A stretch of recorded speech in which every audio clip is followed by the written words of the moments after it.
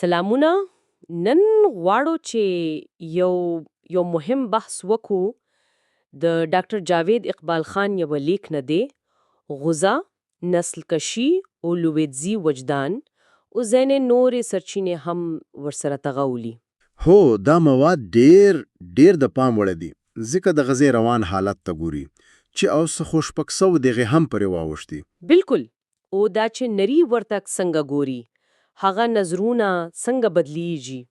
نو زمون هدف دا دی چې نن د دې سرچینو مهم ټکي راوسپړو او یو څه جوړ ورته وګورو چې سا روان دی. نو راځي چې پیل یکړو.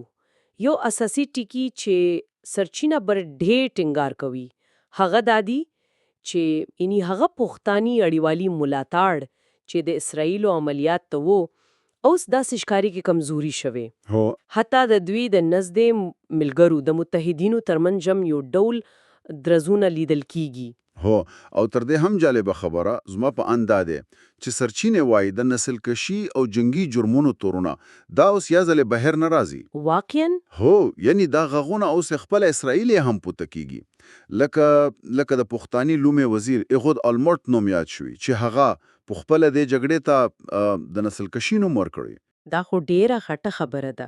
د پخوانی لومړي وزیر لخوا داسې یو خبره.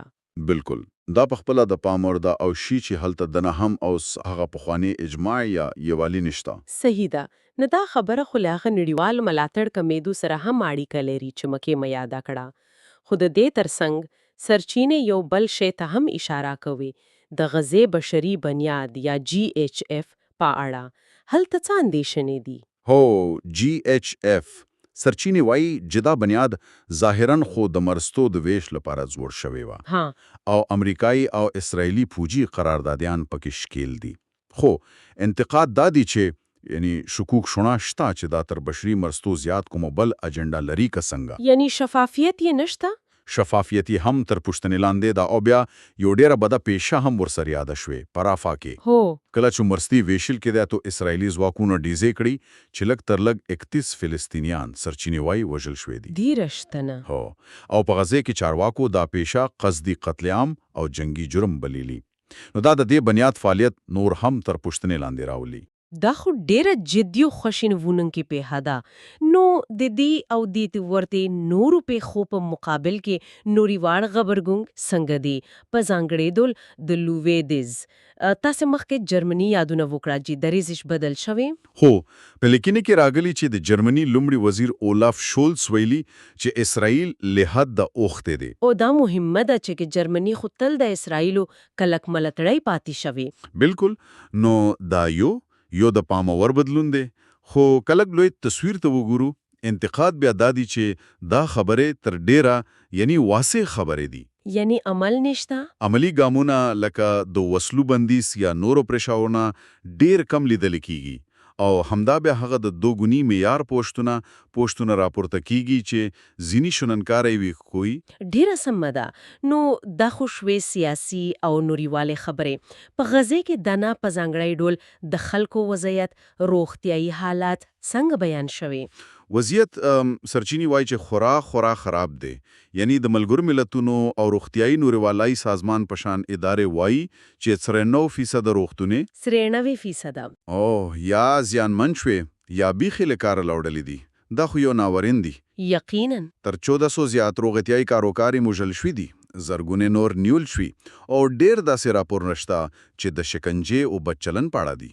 الله اکبر. او هغه نړیوال ډاکټر چې هلته تله دا هغوی لقول ویل شوی چې زموږ کار یوازې د نارواګانو درمنه نه ده بلکې دا هم دی چې موږ د دې هر څه شاهدان یو. یعنی یو ډول تحلیل ثبتو. دا ډیره د فکر وړو خبره ده. نو کدا ټول چکی سره را ټول کوو د دې سرچینه اصلي پیغام سدي لنډیز یې سراوزی. لنډیز یې دا دی چې یعنی دا سرچینه په غزه کې روان حالت یو دوامداره یو روانه ټراجډي بولی.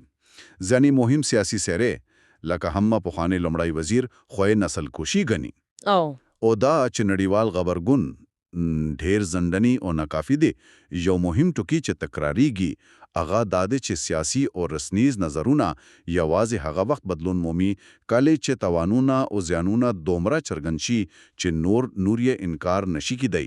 یعنی تر هغې چې انکار یا ممکن وي درجو نه بدلیږي. تقریبا همداسې ښکاري. نو په پای کې هغه کومه پوښتنه یا فکر دی چې اوریدونکي پرې لیزانه سره غور وکړي؟